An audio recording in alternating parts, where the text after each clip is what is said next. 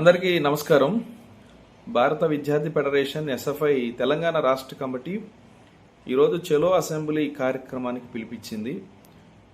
కాంగ్రెస్ ప్రభుత్వం అధికారంలోకి వచ్చిన తర్వాత ప్రధానంగా రేవంత్ రెడ్డి గారు ప్రజాపాలన పేరుతో మార్పు కావాలి, కాంగ్రెస్ రావాలని చెప్పేసి పిలిపించి, మేము అధికారంలోకి వస్తే విద్యారంగాన్ని బాగు చేస్తాం, విద్యారంగానికే తమ తొలి ప్రాధాన్యత ఉంటుంది, 15% నిధులని తొలి బడ్జెట్లోనే పెడతామని చెప్పేసి ఎన్నికల మేనిఫెస్టోలో ప్రకటించారు. ఇంతవరకు విద్యాశాఖ మంత్రిని తెలంగాణ రాష్ట్రంలో నియమించలేదు. వాళ్ళు ఇచ్చిన ఎన్నికల హామీ అయిన 15% నిధుల్ని బడ్జెట్లో పెట్టలేదు.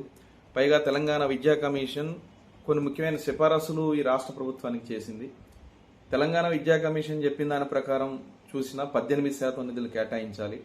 కానీ 8.22% కేటాయించి నిధులు ఈరోజు చేతులు దులుపుకున్నారు. పెండింగ్లో స్కాలర్షిప్లు, ఫీజు రియంబర్స్మెంట్ సుమారు గత 6 ఏళ్ల నుంచి ఉన్నాయి. ఈ కాంగ్రెస్ ప్రభుత్వం వచ్చిన 2.5 సంవత్సరాల ఫీజు రియంబర్స్మెంట్, స్కాలర్షిప్ నిధులు బకాయిలు పెండింగ్ ఉన్నాయి 5,000 కోట్ల పైగా. బెస్ట్ అవైలబుల్ స్కీమ్ బకాయిలు 218 కోట్లు బకాయిలు ఉన్నాయి. అలాగే హాస్టల్ విద్యార్థులకి, గురుకుల విద్యార్థులకి, కేజీబీ విద్యార్థులకి ఇవ్వాల్సినటువంటి మెస్సు బకాయిలు ఉన్నాయి.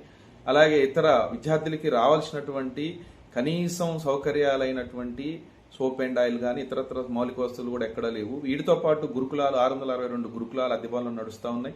ఉస్మానియా యూనివర్సిటీ లాంటి ప్రముఖమైన యూనివర్సిటీలో మీటింగ్లో సీఎం పాల్గొని మాట్లాడుతూ రాష్ట్రంలో అన్ని పోస్టులని professor, associate professor, assistant professor, non teaching staff, teacher, lecturer పోస్టులన్నింటినీ భర్తీ చేస్తామని చెప్పారు.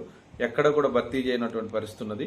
ఈ అన్ని సమస్యలు పరిష్కరించాలని పిలుపునిస్తే అర్ధరాత్రి పోలీసులను పంపి విద్యార్థుల ఇళ్లకు పంపి గూండాలని, రౌడీలను అరెస్ట్ చేసినట్టుగా అర్ధరాత్రి ఇంటి మీద పోలీసులు పడి అరెస్ట్ చేసి నిర్బంధించి పోలీస్ స్టేషన్లో పెట్టి ఈరోజు హైదరాబాద్లో శాంతియుతంగా ఆందోళన చేస్తున్నటువంటి విద్యార్థి నాయకుల్ని, అమ్మాయిలను కూడా చూడకుండా లాగి పోలీస్ నిర్బంధాన్ని ప్రయోగించి పిడిగుద్దులు గుద్దుతూ ఈరోజు అరెస్ట్ చేసి పలు పోలీస్ స్టేషన్లకి ఇక్కడ తరలించి కేసులు పెడతామని చెప్పేసి భయప్రాంతాలకు గురి చేయడం అనేది ఖచ్చితంగా ఇది ఖండనీయం. ఎస్ఎఫ్ఐ తెలంగాణ రాష్ట్ర కమిటీ దీన్ని ఖండిస్తూ ఉంది. విద్యార్థులను అరెస్ట్ చేయడాన్ని మేధావులు, ప్రజాస్వామిక వాదులు కూడా ఖండించాలని చెప్పేసి మేము కోరుతా ఉన్నాం.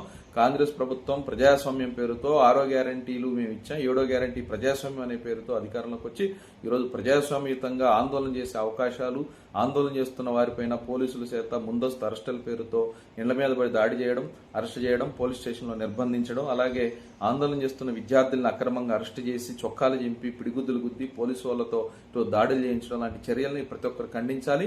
తెలంగాణ రాష్ట్రంలో నిర్బంధాన్ని ప్రయోగిస్తున్నారు. గత ప్రభుత్వం మాదిరిగానే వీళ్ళు కూడా వ్యవహరిస్తున్నారు. ఖచ్చితంగా అరెస్ట్ చేసినటువంటి విద్యార్థులందరినీ విడుదల చేయాలని, లేని పక్షంలో తెలంగాణ రాష్ట్ర